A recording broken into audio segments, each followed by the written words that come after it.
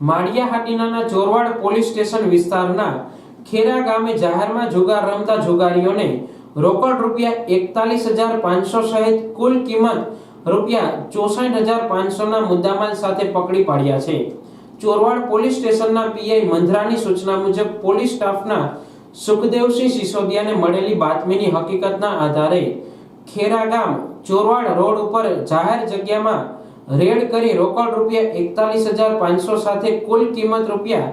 64,500 મુદ્દામાલ સાથે કુલ 7 આરોપીઓ વિરુદ્ધ ચોરવાડ પોલીસ સ્ટેશનમાં જુગાર ધારા કલમ 12 મુજબ ગુનો દાખલ કર્યો છે। તારીખ 23/9/2024 ના રોજ પકડાયેલ આરોપીઓમાં સુભાષભાઈ સામતભાઈ ગોડાદરા ઉંમર વર્ષ 28 ખેરા, અજીતભાઈ લાખાભાઈ ગોડાદરા ઉંમર વર્ષ 23 ખેરા, ચેતનભાઈ ડાયાભાઈ ગોડાદરા ઉંમર વર્ષ 29 ખેરા, રાહુલભાઈ ડાયાભાઈ ગોડાદરા ઉંમર વર્ષ 23 ખેરા, અશ્વિનભાઈ વેજાભાઈ રાઠોડ ઉંમર વર્ષ 23 ખેરા,